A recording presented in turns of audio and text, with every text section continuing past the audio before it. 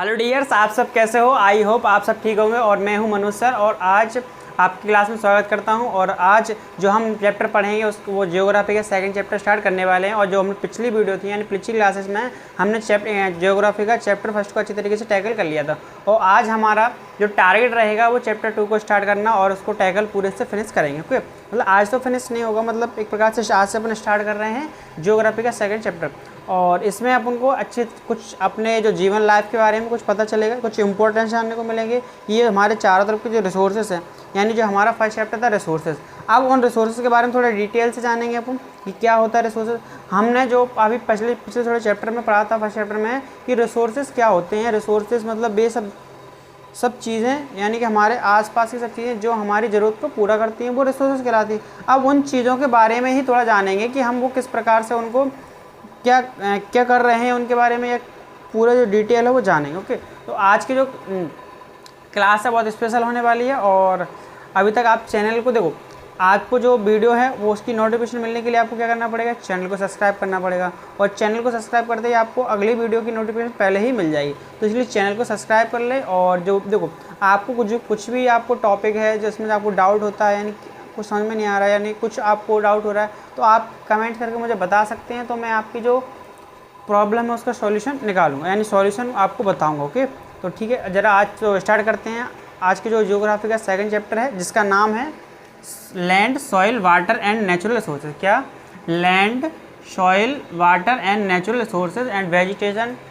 Land है और soil, water, natural vegetation and wildlife resources, यानी कि हिंदी में बोलूँ भूमि, मतलब लैंड का मतलब होता है ज़मीन।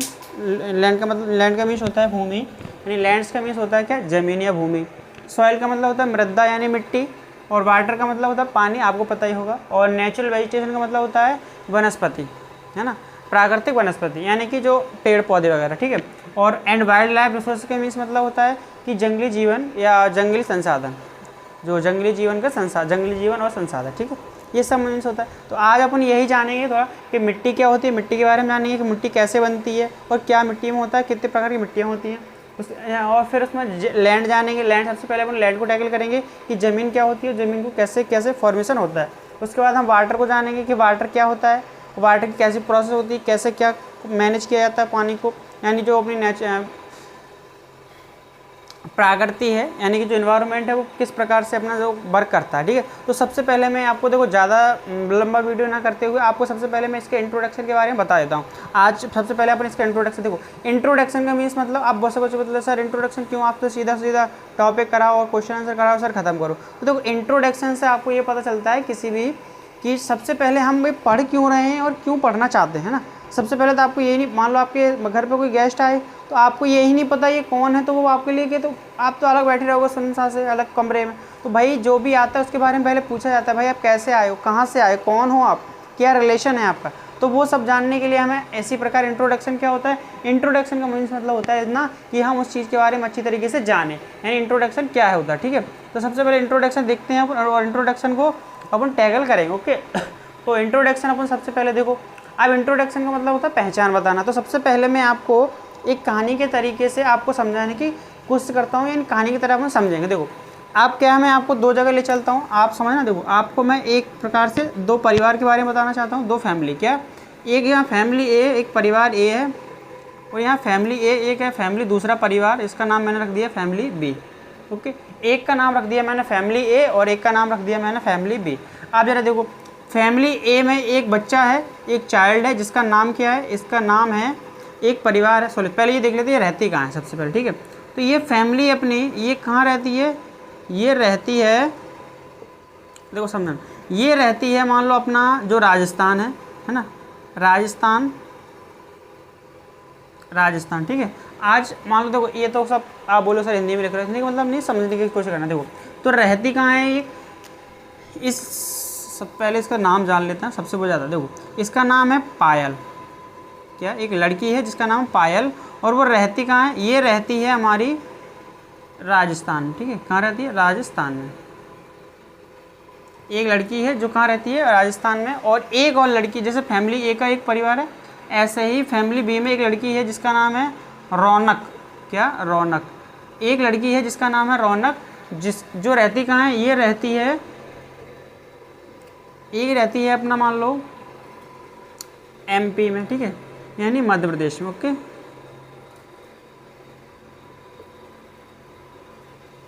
मध्य प्रदेश में। ओके, कहाँ रहती है? मध्य प्रदेश में, यानी कि एमपी में। ओके, एक लड़की है जिसका नाम है रौनक और रहती कहाँ है? मध्य प्रदेश में। और एक लड़की इधर है पायल, जो रहती कहाँ है? राजस्थान में। ठीक है, अब देखो दोनों ही अपने परिवार के साथ रहती हैं, यानी पायल भी अपने परिवार यानी फैमिली के साथ रहती है और रौनक भी अपनी फैमिली यानी परिवार के साथ रहती है। ओके, आपको समझ में आ रहा होगा कि दो फैमिली है, मैंने आपको दो फैमिली के तरीके मतलब एक ये इसका इंट्रोडक्शन है, मैं आपको एक प्रकार से कहानी के तरीके समझाना चाहता हूँ, आपको समझ में आएगा अच्छी तरीके से। ठीक है, तो दो फैमिली लिए मैंने, एक फैमिली ए एक फैमिली बी। इस फैमिली में एक जो गर्ल्स है उनकी मतलब उसकी लड़की है, जो फैमिली का परिवार है उसकी, इस लड़की का जो फैमिली है इस लड़की का नाम है पायल। इस पायल है तो पायल रहती है राजस्थान में, और एक फैमिली दूसरा परिवार है, दूसरा परिवार बी। क्या? परिवार बी, जिस जो कहाँ रहती है? ये रहती है अपना, ये रहती है मध्य प्रदेश में रहती है। और इस परिवार के सदस्य रौनक एक परिवार मतलब रौनक का परिवार है बी, और ये रहती कहाँ है? रौनक रहती है मध्य प्रदेश में। ऐसे ही पायल है, पायल रहती है राजस्थान। ठीक है, अब जो पायल है सवेरे जल्दी से उठती है। क्या? सुबह जल्दी से उठती है, सवेरे जल्दी से उठती है और 5 किलोमीटर दूर से पानी लाती है। 5 किलोमीटर दूर से पानी लाती है। सुबह जल्दी उठती है, सुबह जल्दी उठती है और 5 किलोमीटर दूर से सुबह जल्दी उठती है और 5 किलोमीटर दूर से क्या लाती है? पानी लाती है। और पानी 5 किलोमीटर दूर से क्यों लाती है? क्योंकि आपको पता होगा रेगिस्तान में पानी की भारी किल्लत रहती है, यानी कि जो राजस्थान होता है, राजस्थान में कोई भी इलाका हो जिसमें रेत वगैरह हो तो वहाँ पानी की बहुत बड़ी समस्या रहती है। तो जो पायल है उसके लिए भी पानी की समस्या बहुत कठिन है, इसलिए वो अपनी मम्मी के साथ या माता जी के साथ, मम्मी के साथ यानी अपनी जो मॉम है अपने माँ के साथ यानी माता जी के साथ वह 5 किलोमीटर दूर से पानी लाती है। ठीक है, ये अपनी मम्मी के साथ 5 किलोमीटर दूर से पानी लाती है, क्योंकि आसपास पानी है नहीं है तो लगभग उन्हें 500 किलोमीटर दूर जाकर ही पानी लाना पड़ता है। पायल को क्या करना पड़ता है? देखो, पायल सबसे पहले कहाँ रहती है? ये राजस्थान में निवास करती है, राजस्थान की रहने वाली है पायल। और ये सुबह जल्दी उठती है क्योंकि पानी लाना है काम के लिए। कुछ भी काम करते हैं घर में पानी पहले लगता है। मान लो आप मुंह धोगे तो पानी लगेगा, खाना बनेगा तो पानी लगेगा। सबसे पहले मतलब मेन सोर्स यानी मेन ज़रूरत अपनी पानी की पड़ती है। तो सबसे पहले जो पायल है सुबह जल्दी जगती है और जल्दी से क्या करती है? अपने लिए पानी लेकर आती है 5 किलोमीटर दूर चल के। अब इसी तरह एक रौनक है, वो सुबह जल्दी जगती है और सवेरे क्या करती है? सुबह जल्दी जगती है और ये जल्दी से अपना जो बोरिंग होती है बोरिंग को चालू करती है, क्योंकि इधर एमपी में कोई दिक्कत नहीं। बोरिंग को चालू करती है और पानी भर लेती है। ओके, ये क्या करती है? पानी भर लेती है।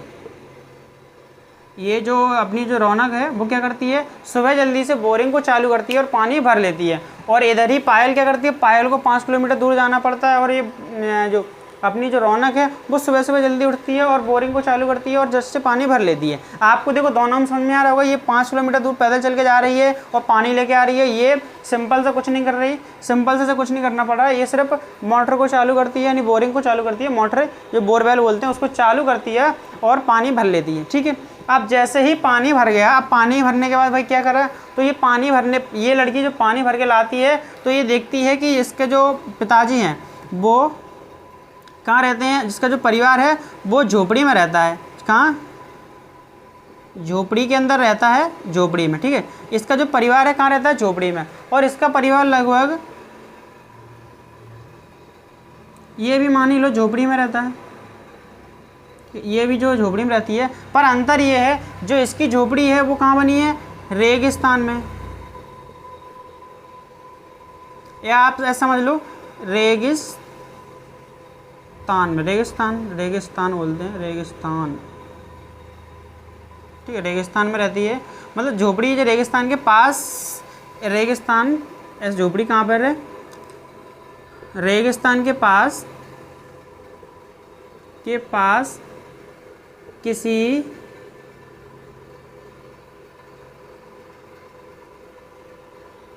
गांव के पास, रेगिस्तान में किसी गांव, किसी राजस्थान में के पास किसी छोटे से गांव में, छोटे से गांव में। अब जो रौनक है, रौनक दिखती है, जो रौनक कहाँ रहती है, एक झोपड़ी में रहती है जो रेगिस्तान के किसी, रेगिस्तान के थोड़े से पास में है, छोटे से गांव में। अब जैसे ही ये पानी भरकर लाती है दूर 5 किलोमीटर से, तो ये जल्दी जल्दी से देखती है कि पिताजी, इसके जो पिताजी हैं वो क्या कर रहे हैं, पिताजी हैं वो बकरियों को, यानी किसको, यानी कि बकरी, किसको, बकरियों को, बकरियों को क्या कर रहे हैं, बकरियों को, देखो ये कहाँ रह रहा है, बकरियों को, ये क्या रेगिस्तान के बकरियों को क्या कर रहे हैं, बकरियों को जल्दी से चराने के लिए ले जा रहे हैं, क्या, चराने के लिए ले जा रहे हैं, ले जा रहे हैं, ठीक है।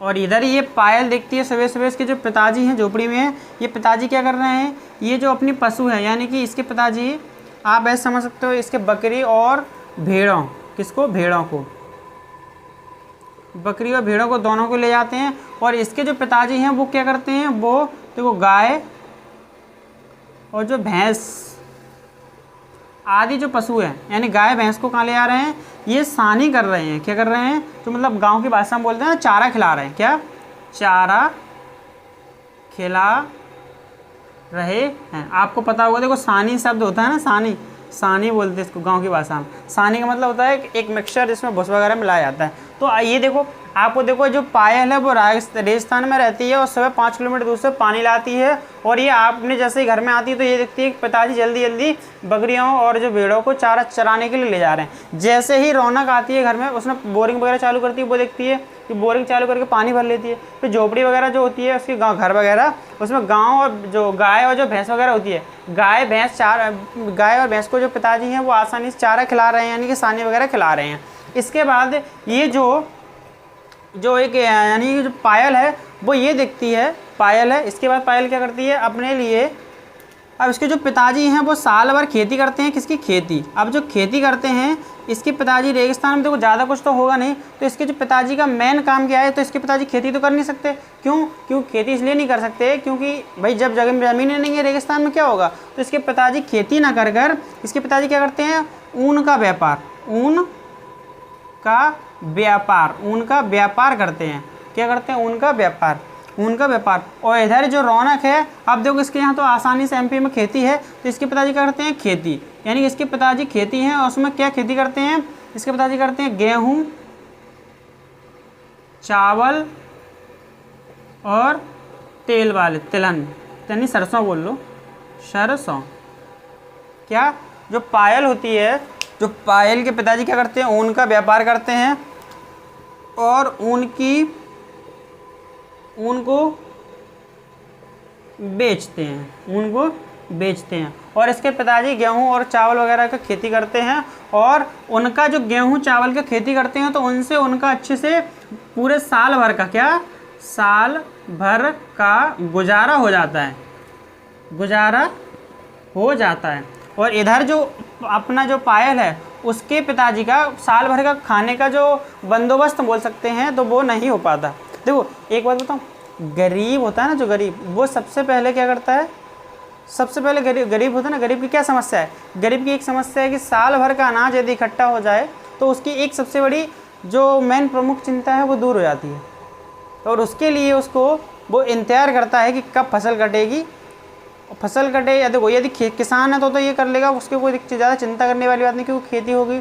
और यदि किसान है तो, और यदि इसी प्रकार जो अपना ऊन है तो ऊन का व्यापार करते थे तो ऊन वाले को ज़्यादा फ़ायदा होना है ना, सीधी सी बात है। क्यों, ऊन पे तो कोई उसको न टैक्स देना है, ना खाद डालना है, ना बीज डालना है ना, ऊन के लिए उसे ना खाद डालना है ना बीज डालना है। सिंपल सा क्या करेगा, यानी भेड़ वगैरह को चराने के लिए ले जाएगा और भेड़ों के जो बाल होते हैं उन्हीं से ऊन बनती है, तो उसको ज़्यादा खर्च करने की ज़रूरत नहीं है। लेकिन ये जो अपना खेत किसान है भाई, उसको देखो पहले खेत को नींदना, जुताई करनी पड़ेगी, बुवाई करनी पड़ेगी, है ना, फिर उसमें पानी देना पड़ेगा, सब करना, पानी देकर कटाई बुवाई सब रखाव की सारी चिंताएं करनी है, सारी व्यवस्था करनी है। ऊपर से बारिश ज़्यादा हो गई तो नुकसान खेती का, और बारिश कम हुई तो नुकसान खेती का।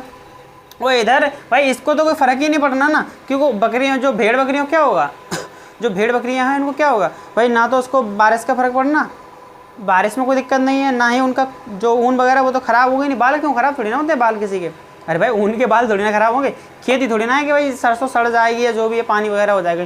तो आपने इन दोनों की कहानी सुनी क्या, कि जो पायल है वो एक राजस्थान के सुबह से 5 किलोमीटर दूर पानी भरने के लिए जाती है, और इसके जो बकरी का जो व्यापार करते हैं पिताजी, वो ऊन वगैरह बेचते हैं। इधर जो रौनक है, रौनक भी मध्य प्रदेश में निवास करती है यानी रहती है, तो वही देखती है कि उसके जो सुबह सुबह बोरिंग वगैरह चालू करती है और पानी भर लेती है। इधर झोपड़ी वगैरह जो उसके पिताजी हैं भैंस वगैरह को घास खिला रहे हैं, क्योंकि सीधी सी बात है किसान आदमी है तो खाने के लिए तो कोई दिक्कत होगी नहीं, जो बकरी वगैरह है नहीं पशु वगैरह के लिए। और इधर जो अपना गेहूँ चावल वगैरह सरसों कर लेता है, तो इनको खाने के लिए साल भर की कोई आवश्यक जरूरत मतलब पर्याप्त मात्रा मिल जाता है। इधर है तो इनको थोड़ा खाने के लिए यानी जो मक्का वगैरह जो खाने के लिए चाहिए अपन गेहूँ वगैरह, तो इसकी जो किल्लत होती है, क्यों, क्योंकि वहाँ सिर्फ ऊन होती है, ऊन को पैदा तो कर सकते हैं लेकिन खाने के लिए तो कुछ चाहिए ना। तो आपको इन दो कहानियों से एक चीज़ कंपेयर करने को मिले क्या, देखो ये जो रेगिस्तान में रहती है, ये एमपी में रहती है, तो आपने एक चीज़ देखा कि जो रेगिस्तान में रह रही है यहाँ उसके लिए अलग सुविधाएं हैं और यहाँ हैं वो अलग सुविधाएं। कैसे, देखो ये रेगिस्तान राजस्थान में रही है और ये मध्य प्रदेश में रह रही है, तो देखो तो दोनों रह जरूर है, लेकिन ये सुबह इसको पानी लेने के लिए कितना मेहनत करनी पड़ती है, बहुत, और इसको आसानी से पानी मिल रहा है। यानी देखो पानी दोनों जगह है, लेकिन संसाधन की कमी है ना, यानी कि जो साधन है उसका जो संसाधन है उनको प्राप्त करने के लिए इसको ज़्यादा कठिनाई, यानी कि जो वाटर है पानी है उसको लाने के लिए इसको ज़्यादा मेहनत करनी पड़ रही है, और इसको बिल्कुल भी मेहनत नहीं करनी पड़ती। देखो पानी दोनों ही जगह है, आपने समझने की कोशिश करना, देखो पानी दोनों ही जगह है, और यहाँ भी पानी है यहाँ भी पानी है, बस अंतर ये है इसको 5 किलोमीटर दूर जाकर पानी को लाना पड़ता है, और इसको आसानी से बोरिंग चालू करेगी हल पानी मिल जाएगा। क्योंकि रेगिस्तान में यानी राजस्थान में पानी है ही नहीं, आसपास काफ़ी दूर पानी है, वहाँ बोरिंग करोगे तो पानी निकलेगा ही नहीं, क्योंकि रेत है। तो आसपास के जो दूर जाना पड़ता है इलाके, यहाँ झरने वगैरह हुए वहाँ से पानी लेकर आते हैं, और इधर आसानी से बोरिंग करते हैं, हाल पानी निकल जाता है। देखो संसाधन वो ही हैं, यानी रिसोर्सेज दो ही हैं, वाटर एक रिसोर्सेज है नेचुरल, वो इधर भी रिसोर्सेज है और इधर भी रिसोर्सेज है। अंतर इस बात का आ रहा है कि उन्हें इसे जो पायल है उसे 5 किलोमीटर दूर पानी भरने के लिए जाना पड़ रहा है, और रौनक है उसे आसानी से पानी मिल रहा है। देखो यहाँ से आप कंपेयर करने की जो कंपेयर करके देखो ना भाई, इनकी इसके लिए कितनी मुसीबत है और इसके लिए कितनी आसानी है। तभी तो बोलते हैं कि अब बहुत से लोग बोलते हैं भाई गरीब घर की लड़कियाँ पढ़ क्यों नहीं पाती, वो इसलिए नहीं पढ़ पाती, तो सबसे बड़ा कारण ये है, गरीब लड़कियों को पढ़ने में कोई परेशानी नहीं, उनकी भी इच्छाएं होती है पढ़ने की, उनका भी बहुत मन होता है, पर कारण ये है ना आज का जो समाज है, समाज बोलो या घर की परिस्थितियों को देखकर लड़कियां एक बार मजबूर हो जाती हैं, उन्हें अपनी पढ़ाई बीच में ही रोकनी पड़ती है। देखो और यहाँ जो देखो अब एक भी भगवान जो ऊपर वाला भी है ना, वो जिसको जो चीज़ चाहिए वो उसको मिलती नहीं, और जो उसको नहीं चाहिए वो मिल जाती है। इस लड़की को पढ़ने की सारी सुविधाएं मिल रही हैं, क्योंकि घर पे बोरिंग है पानी वगैरह है, फिर भी ये पढ़ने जा नहीं पा रही। और ये लड़की है इसकी बहुत इच्छा है पढ़ने की, पर ये पानी वगैरह के लाने के लिए मम्मी की मदद करती है, क्योंकि पानी सीधी सी बात है वो मेन ज़रूरत है पानी की। तो आपको एक चीज़ दिखाई दे रहा होगा कि यहाँ पानी के लिए इसको ज़्यादा मेहनत करनी पड़ रही है, इसको ज़्यादा मेहनत करनी पड़ रही है, इसको कम करनी पड़ रही है। तो एक बात समझ में आ गया, देखो रिसोर्सेज दोनों ही जगह हैं, रिसोर्सेज वाटर दोनों ही जगह हैं, बस अंतर इस बात का है इसको ज़्यादा मेहनत है इसको ज़्यादा मेहनत है। आप दूसरी कंपेयर देखते हैं तो ये भी घर में रह रही है और ये भी घर में रह रहा है, मतलब झोपड़ियों में दोनों ही रह रहे हैं, पर अंतर इस बात का है कि जो रेगिस्तान के किसी छोटे से गांव के पास में रहती है, तो इसके जो पिता हैं वो बकरियां और भेड़ों का व्यापार करते हैं, मतलब भेड़ और बकरियों पर निर्भर करते हैं, और इसके पिताजी किस पर निर्भर करते हैं, खेती पर। देखो दोनों का अंतर समझना, ये किस पर डिपेंड कर रहे हैं, ये पशुओं पर कर रहे हैं, बल्कि इन्हें ये गाय वगैरह भैंस वगैरह ना हो तो कोई भी फर्क नहीं पड़ेगा, क्योंकि ये किसान है इसको दिक्कत नहीं पड़ेगी। लेकिन इनका यदि जो गाय और भैंस ये वगैरह जो भेड़ बकरी हैं, यदि मान लो किसी एक महामारी फैल गई, यानी कोई बीमारियां फैल गई, यदि भेड़ वगैरह ये मरने लगी, तो ये किसान तो बेचारा भूखा मर जाएगा, और इसको एक प्रकार से ज़्यादा प्रॉब्लम नहीं होगी। देखा आपने कोरोना में भी देखा होगा, गांव वाले कम परेशान थे, शहर वाले ज़्यादा परेशान थे, और जो मजदूर थे जो मतलब दूसरी जगह दूसरे शहर में मजदूरी कर रहे थे उनको सबसे ज़्यादा प्रॉब्लम हुई। और इधर देखा आपने कि झोपड़ी के अंदर जो रहने वाले थे, यानी जो किसान आदमी था, उसको ज़्यादा समस्याएँ नहीं हुई, है ना, ज़्यादा समस्याएं नहीं हुई। और इधर आपने देखा कि मान लो इसकी जो भेड़ बकरियां हैं उनको कोरोना ही मानो बीमारी से वो मरने लगी, तो भाई ये तो बर्बाद हो जाएगा। और इसका देखो गांव वाले, आपने देखा होगा कोरोना में सब परेशान थे, लेकिन किसान इतना ज़्यादा परेशान नहीं था, वो अन्नदाता था और वो आसानी से रह भी रहा था, पेट भर रहा था। सबसे ज़्यादा परेशानी किसे पड़ी, जो गाँव यानी बाज़ार में रह रहे थे, उनका धंधा पानी बंद हो गया, है ना। और भाई आजकल का जो सिस्टम है ना अपने यहाँ गवर्नमेंट साल भर गवर्नमेंट होती है ना, वो 4 साल तो बड़े मज़े से रहती है, कुछ पता ही नहीं चलता कि गवर्नमेंट कब बनी थी कब निकल गई। जैसे ही 4.5 साल आते हैं तो भाई गवर्नमेंट बड़ी एक्टिव हो जाती है। 4.5 साल में कुछ नहीं करेगी और 6 महीने के अंदर वो आपको ऐसे दिखाएगी मन इससे बड़ा विकास करने वाली कोई गवर्नमेंट आई ही नहीं है। इस समय चुनाव का माहौल चल रहा है, तो इस समय देखो सारी गवर्नमेंट आज आप कहीं भी जाओगे किसी नेता के पास तो हाल सुनवाई कर लेगा, और 4.5 साल तक आप जाओगे तो चक्कर लगाते रहोगे पर वो आपकी सुनेगा नहीं। और यही हमारे देश की सबसे बड़ा दुर्भाग्य है कि नेता इस बात को सोचते हैं कि जनता मूर्ख है। वास्तव में अपने यहाँ की जनता थोड़ी लालची टाइप की है।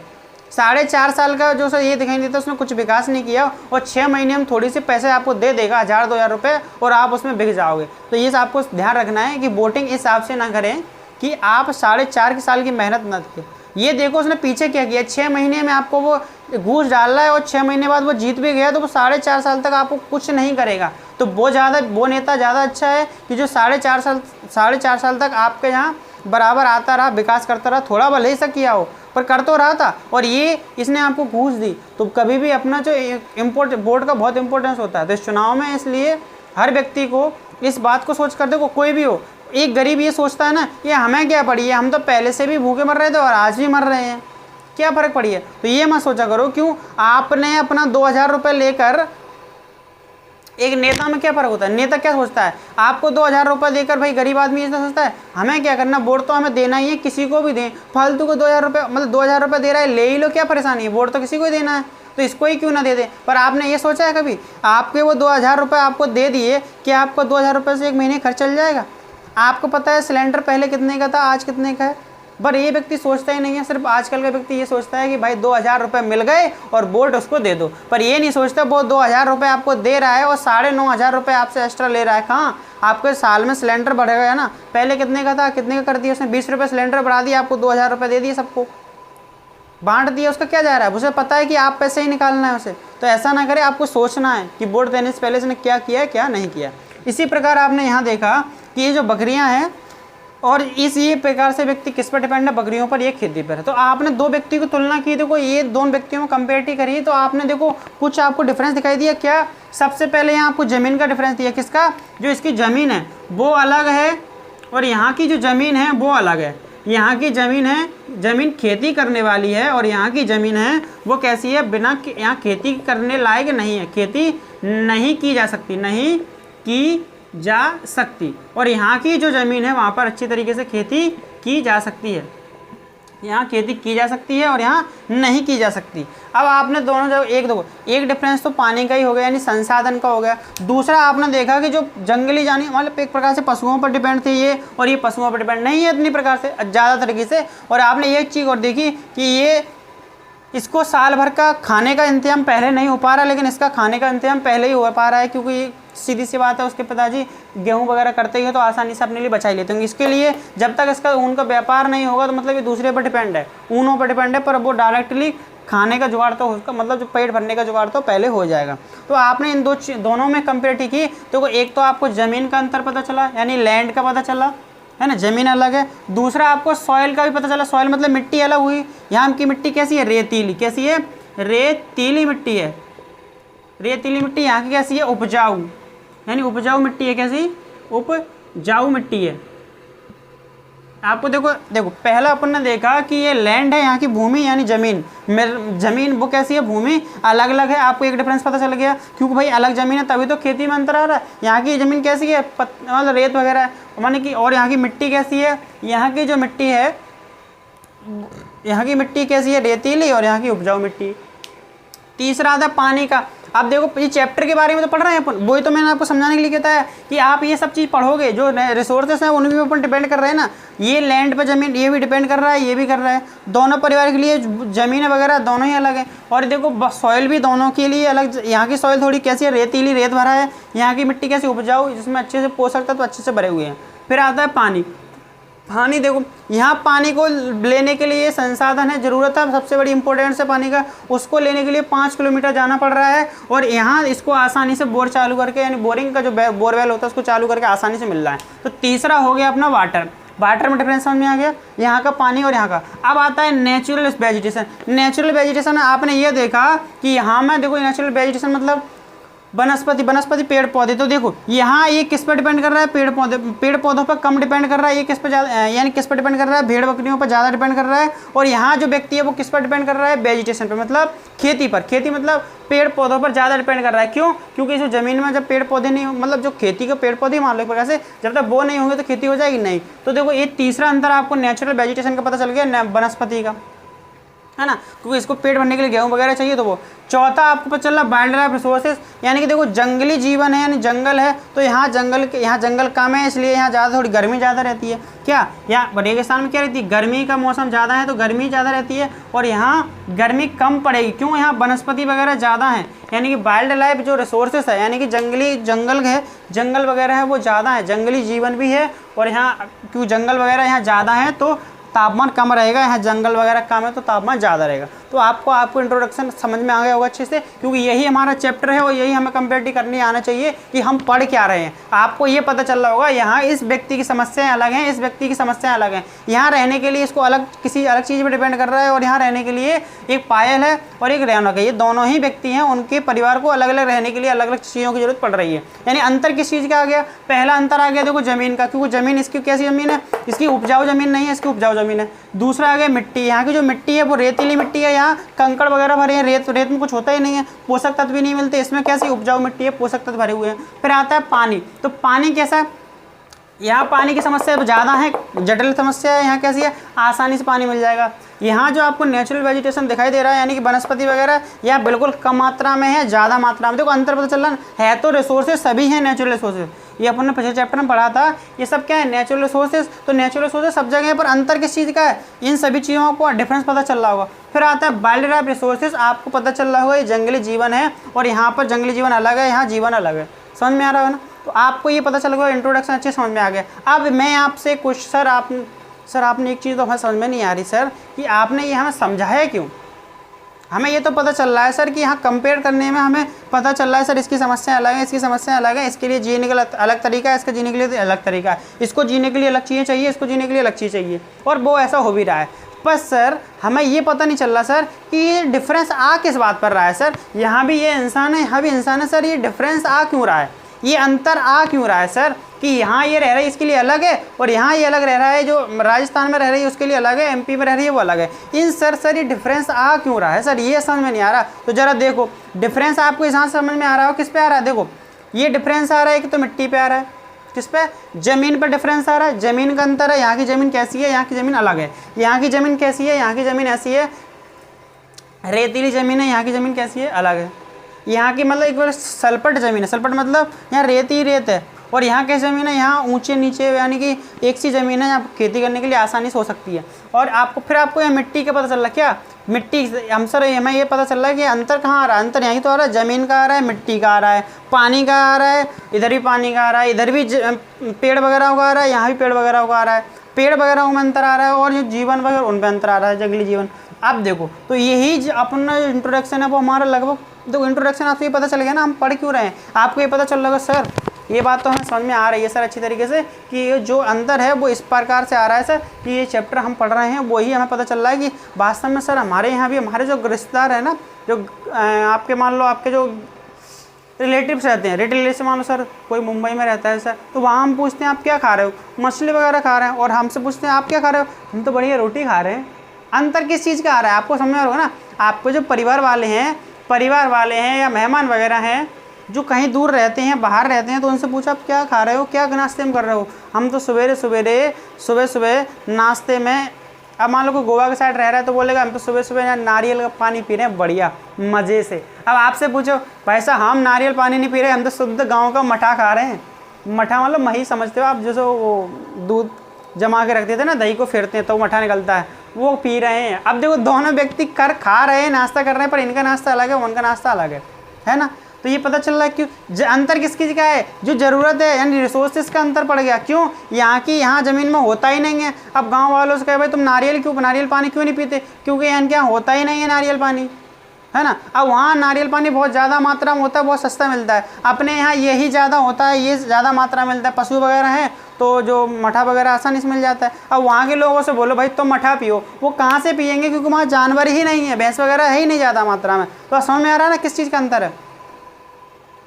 फिर आप उनसे बोलो कि ये बताओ आपने चलो खाने में क्या बनाया है, आज खाने में क्या बनाओगी। उनने बोला कि हम आज फ़िश कड़ी बनाएंगे, फ़िश कड़ी, चावल और इडली। उनने बोला क्योंकि उधर तो गोवा साइड में यही ज़्यादा पाया जाता है, कड़ी और फ़िश कड़ी, और मुश्किल से आपको मिल जाएगा चावल मिल जाएंगे, बस यही। और आप क्या वो छी क्या खा रहे हो, हमारे यहाँ तो सब हम तो सॉरी मैं तो वेजिटेरियन हूँ। देखो वेजिटेरियन से मतलब ये नहीं है कि मैं मतलब वेजिटेरियन हूँ, इसका मतलब ये नहीं है कि देखो वेजिटेरियन का मतलब आपके लिए जो खाना बनाएगा उसको ही खाना सबसे अच्छा रहेगा। तो देखो अब वहाँ आपने बोला आप क्या बना रहे हो, उन्होंने बोला हम फ़िश कड़ी बना रहे हैं, चावल बना रहे हैं और ये बना। आपने बोला आप क्या बना रहे हो, आपने बोला हमारे यहाँ तो, आपने बोला कि हम तो, आपने बोला आप क्या बोल रहे हो, आपने बोला कि हम तो आज बढ़िया से मक्के की रोटी और दाल, मक्के की रोटी दाल बना रहे हैं बढ़िया चूल्हे पे, यानी चूल्हे मान लो चूल्हे के अच्छे। देखो आप कभी भी देखना गांव में जो देखो कड़ी खा के देखना, आप लोग जानते हो ना कड़ी वगैरह, कड़ी और दाल हो उसको चूल्हे पे पकाओ ना, कितनी मस्त लगती है, टेस्टी है ना। वैसे ही तो उसने बोला कि आज हमारे यहाँ तो बढ़िया दाल और मक्के की रोटी बन रही है।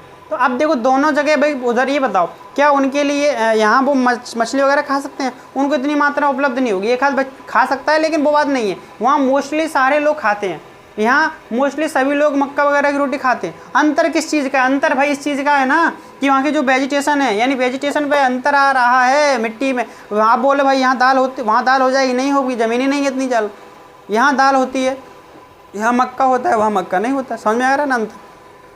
फिर आपसे बोला जाए अरे आपने खाना तो बना लिया पर हमें ये तो बताओ कि आपके यहाँ क्या हो रहा है। तो उन्होंने बोला हमारे यहाँ बारिश हो रही है। आपके यहाँ क्या हो रहा है, उन्होंने कहा बारिश है। अब बारिश तो होनी है क्योंकि समुद्र के किनारे लगा हुआ है गोवा ज़्यादातर पास में, तो वहाँ बारिश तो होना ही होना चाहिए, स्वाभाविक है, ज़्यादा मात्रा में बारिश होती है। यहाँ बारिश समय समय पर होती है। तो अंतर किस चीज़ का है, रिसोर्सेज का, वाटर का अंतर आ गया। तो आपको समझ में आ गया हो कि ये सब दोनों दो व्यक्तियों के रहने में कंपेरेटिव समझ में आ रही होगी। ये अंतर किस चीज़ पे आ रहा है, तो अब देखो यही है। तो दिस डिफरेंस, ये अंतर इज बिकॉज, क्योंकि this difference is because of the difference in the equality of land. देखो ये डिफरेंस इसलिए आ रहा है क्योंकि वहाँ पर जो इक्वालिटी है ना, इक्वालिटी सेम नहीं है। इनइक्वालिटी ऑफ लैंड अलग अलग है, सॉइल के कारण, वाटर के कारण, नेचुरल वेजिटेशन और एनिमल के कारण और टेक्नोलॉजी के यूज़ के कारण ये सब अंतर आ रहा है। आपको ये समझ में आ रहा होगा कि ये अंतर किस रहने के तरीके में अंतर क्यों आ रहा है, क्योंकि वहाँ ज़मीन का अंतर है, मिट्टी के कारण, ज़मीन और मिट्टी के कारण, और वहाँ पानी के कारण, नेचुरल वेजिटेशन मतलब जो जंगल के जो पेड़ पौधे उनके कारण, प्राकृतिक वनस्पति यानी प्राकृतिक वाले, और जानवर एनिमल्स के कारण, और जो भी टेक्नोलॉजी का यूज़ कर रहे हैं उसके अकॉर्डिंग आपको ये अंतर आ रहा होगा दोनों के रहन तरीके। The ability of resources is the main reason place difference from each other. अब सबसे बड़ा मेन कारण तो यही है कि उनको जो रिसोर्सेज है वो अवेलेबल, मतलब मिलने में कितने मेन भूमिका, तो उनको जो रिसोर्सेज है उनको मिलने में से पता चल रहा है कि सबसे ज़्यादा अंतर इसलिए आ रहा है क्योंकि जो रिसोर्सेस हैं किसी को सही मात्रा मिल रहा है, किसी को नहीं मिल पा रहे। तो आपको इंट्रोडक्शन बिल्कुल अच्छी तरीके से समझ में आ गया। वो देखो इंट्रोडक्शन क्या है, इंट्रोडक्शन का मतलब क्या है, जो देखो मैं पढ़ा रहा हूँ वो आपको बिल्कुल रियलिटी लाइफ के ऊपर है। आप करते होंगे नहीं बताओ, आपके मौसी वगैरह रहते हो रिलेटिव में, पूछ लेना उनसे खाने वगैरह हम क्या खा रहे हैं, वो बता देंगे अलग जगह रहते हैं, वहाँ का खाना अलग होता है, हमारे यहाँ खाना अलग होता है। समझ में आ गया ना। तो ये समझ में आ गया इंट्रोडक्शन का मतलब वो अंतर आ क्यों रहा है। देखो ज़मीन के कारण अंतर आ सकता है, मिट्टी के कारण अंतर आ सकता है, पानी, ये सब इन सभी कारणों से अंतर आ सकता है। तो इंट्रोडक्शन आपको समझ में आ गया और ये चैप्टर हमारा बिल्कुल अच्छी तरीके से इंट्रोडक्शन फिनिश हो गया। अब इसका जो आप सबसे पहले तो इंट्रोडक्शन हो गया और हम इस जो चैप्टर में पढ़ेंगे सबसे पहले टॉपिक वाइज सबसे पढ़ेंगे लैंड, फिर सॉइल, वाटर और नेचुरल वेजिटेशन और वाइल्ड लाइफ पढ़ेंगे। तो हमारा जो अगला टॉपिक होगा उसको हम डिस्कशन क्या करेंगे, लैंड, यानी कि लैंड क्या होती है और ये क्या होता है। अब देखो इंट्रोडक्शन हमारा फिनिश हो गया और जो अगली जो क्लासेस होगी उसमें अपन क्या डिस्कशन, आगे जो डिस्कशन करेंगे वो लैंड से डिस्कशन करेंगे। ओके ठीक है। जब देखो आपको अच्छे समझ में आ गया तो देखो समझ में आ गया तो अगली जो वीडियो होगी उसकी नोटिफिकेशन मिलने के लिए सबसे पहले आप चैनल को सब्सक्राइब कर लें, बेल आइकन को दबा लें और कमेंट करके मुझे ये बताएं आपको अच्छे समझ में आ गया हो तो कमेंट करके जल्दी से अच्छे से लिख के बताएं मुझे, जिससे मैं आपको आगे जो वीडियो आएंगी उनमें और कुछ डाउट वगैरह हो तो बता दें। और वीडियो को ज़्यादा से ज़्यादा लोग अपने जो फ्रेंड्स वगैरह उन्हें शेयर करें और उनको भी बताएं कि ये देखो आप ये सब अच्छे समझ गए हो, उनको भी ये रियलिटी में समझा है, ये अपने जीवन पर ही आधारित है, यानी कि अपने ही उस पर पूरी ज़िंदगी पर बेसिस है। ओके, तो अब देखते हैं अगला टॉपिक क्या है।